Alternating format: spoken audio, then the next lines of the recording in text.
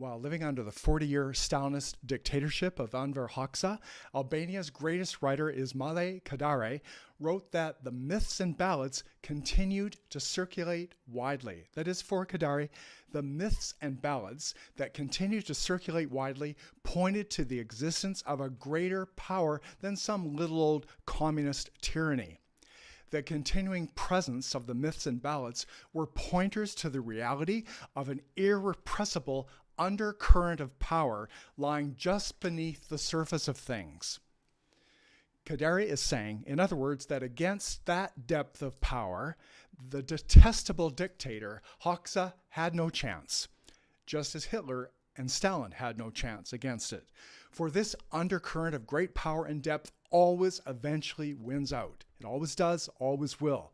The final truth about the world will be neither Nazism or Stalinism or the force of any other great power. A greater, deeper power will ultimately break through and set things right. Therefore, by referencing the power of the myths and ballads, Kadare was affirming the age-old truth that the light will always overcome the darkness. His writings point to the final truth of things as the presence of light, not darkness. Kadare's confidence was that after the nightmare, you wake up. And upon awakening, you realize it was all a dream, a horror to be sure, but nevertheless always and only something temporary. The truth then that he was declaring is that after the nightmare, again I repeat, you wake up after the nightmare. You wake up into the light of day. You wake up into another dimension and finally wake up into spiritual realms illuminated by the divine light. Because of Kadare's spiritual convictions, he therefore, with confidence, could assert that the age-old ballads are the best antidote to Stalinist dogma. Armed to the teeth, then, with the awareness of a greater spiritual reality, he fought back against the oppressiveness of an Albanian government that in 1967 outlawed all religious practices and tried to silence all of Albania's writers and artists. But Kadare, interestingly, did not fight back directly, that is, through resistance or retaliation. He fought rather with his pen and got his message across by the use of allegories and myths to get past government censorship. Anne Rowe has written that Kadare's approach involved, for instance, the stories of Orpheus, the musician and poet, to give his readers hope and courage. Now, Orpheus, you may recall, journeyed to the underworld to save his wife, and there sang so sweetly that he persuaded the powers of death to give him back his wife. Furthermore, it was Orpheus who helped to fetch the golden fleece. Orpheus's life theme was to overcome against all odds. And it's a pattern of triumph that continues to this day.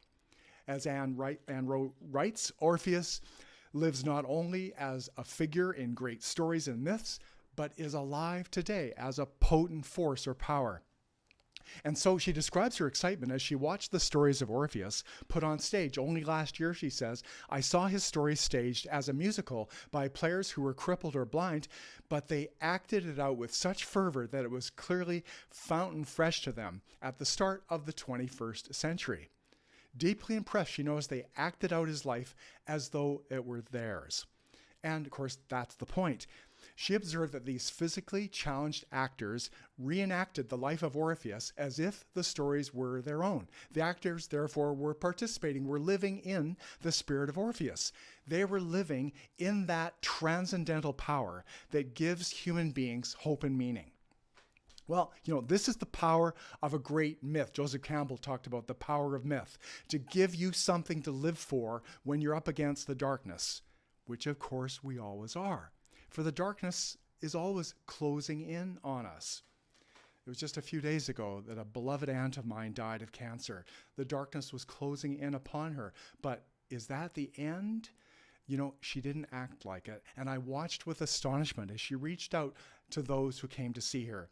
As my mother, her older sister, held her, embraced her, they affirmed together that life is not the end, that there's something more that lies ahead. In fact, my aunt's life points to something more. Her life points not to the ultimacy of death and darkness. Death and darkness doesn't have the final word, but to the ultimacy of light and the presence of God. And so, okay, how do we resist being enclosed and swallowed up by the darkness that ever threatens? Well, like the physically challenged actors, we too saturate ourselves with those stories, myths, and ballads that will fortify us against whatever we come up against. We identify, in other words, with the light and not with darkness, and therefore are enabled to persevere against all odds. Now, Rose states that the tales of Orpheus had their origin in India, where the story is told of the fisher god who raises souls out of the water, out of their predicaments. Well, Orpheus is that fisher god who in like manner raises the soul to spiritual realms, like out of the darkness into the light. Orpheus raises the struggling human being into the light by wandering through the world. This is the role he plays, like a traveling musician, reminding us of something, tapping at the window glass, refusing to be forgotten. When therefore he plays his lyre and sings, always in the open air, he draws the trees to follow him and animals, even the fiercest of them, to lie down beside him. Glittering rivers are pulled from their beds and rocks rush towards him. Even objects, supposedly inanimate, cannot resist his song. He sings, writes Rowe, and that is his story. He doesn't even do anything else, but that's enough. Well, I think these are words of wonder. Orpheus sings. He doesn't do anything else, but that's enough. Orpheus sings when no other sound will do. He sings when you most deeply need to hear his particular magic. You may therefore hear his song on your deathbed or when struggling against some nightmare. Orpheus's role is to sing and therefore to empower you at just that moment when you think it's not within you to go on. He protects us, in other words, from the darkness of despair. So we're inspired by the tales of Orpheus, who traveled with the Argonauts to find the Golden Fleece, because only he could sing his way past the sirens and lull the dragon, lull him to sleep, the one who guarded the fleece on the tree. For as Rowe explains, his songs are never just a commentary on the world. They're rather songs that make things happen. This is the power of this sound. They change the landscape and stir what appears to be dead into life. Tapping into that power, we too, she states, and she gives an example here, even the most lowly of us, picture this, scribbling on a scrap of paper in some beer-stained corner of a pub, you're now deploying the divine power of making things new, of bringing things alive. You're channeling Orpheus at such a point. And we're channeling Orpheus whenever we engage in actions of recreation. Well, Rilke, too, one of my favorites, imbibed himself, like the spirit of Orpheus, through what Rowe calls perhaps the most extraordinary poetic possession of modern times, when Rilke, for a few days in February 1922, was completely taken over by Orpheus, by this life-giving power, and wrote at his urgent dictation, as he believed, 2 sets of sonnets, 56 in all. Well, in Rilke's own experience, he received the most astonishing proof that Orpheus, who is poetic power personified, was still alive, acting in the world, even in his own tiny, tranquil corner of the French Alps. After days of being rent and ravaged like a tree in a storm, unable to eat or sleep or do anything but obey, he came to the conclusion, Rilke did, that there is ultimately only one poet, that infinite one, who makes himself felt here and there through the ages. So his experience, Rilke's experience, was to hear Orpheus speak out of the deep space within himself. And thus, and Rowe affirms again that what was true for Rilke can be true for us as well.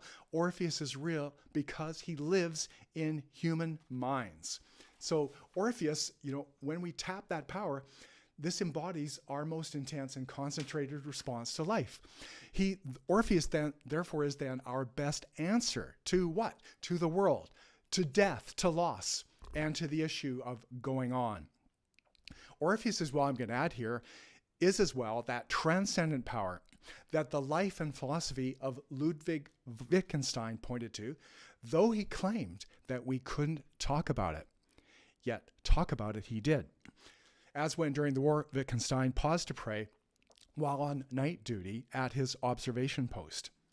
Perhaps the nearness of death, he wrote, will bring me to the light of life. May God enlighten me. Through God, I will become a man. God be with me Amen. So he's so aware of this transcendent dimension. And as he wrote elsewhere, the great problem around which everything I write is, like he's got one main thing in his head around which everything is written. Is there an order, he asks, in the world a priori? And if so, what does it consist in? And then Wittgenstein goes on to answer his question by affirming that there is indeed an ultimate reference point, another realm, a transcendent order.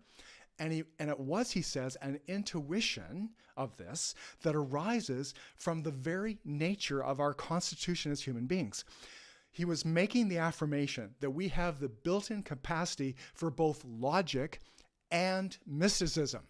For Wittgenstein, each of these modes of perception arise from the same root, that is, from what we essentially are as human beings, which is therefore an affirmation that our wholeness, our completeness, and fulfillment depends upon the realization of these inseparable and indispensable modes of awareness.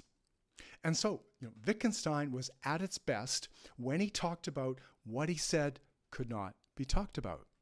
As the philosopher Raymond Panikar playfully affirmed as well, I am bold enough to contradict Wittgenstein, to say that about which we cannot speak is all that's worth talking about. Well, indeed. And so we too, I think, are at our best when we identify with that undercurrent of transcendent power that breaks through the darkness. After all, there are more things in heaven and earth, Horatio, than are dreamt of in your philosophy, said Hamlet to his fellow grad student. So we're at our best upon the realization on bended knee that our own knowledge does not exhaust knowledge, that there are greater undercurrents of power with which to identify. So that if we're to inhabit the fullness of reality, if we're going to embrace the fullness of life itself, then we too must go on that journey that serves to identify us with not only the human and the earthly, but with the divine as well. Our wholeness, our completeness depends upon embracing these three irreducible dimensions that constitute the real. Otherwise, we're lost and without hope.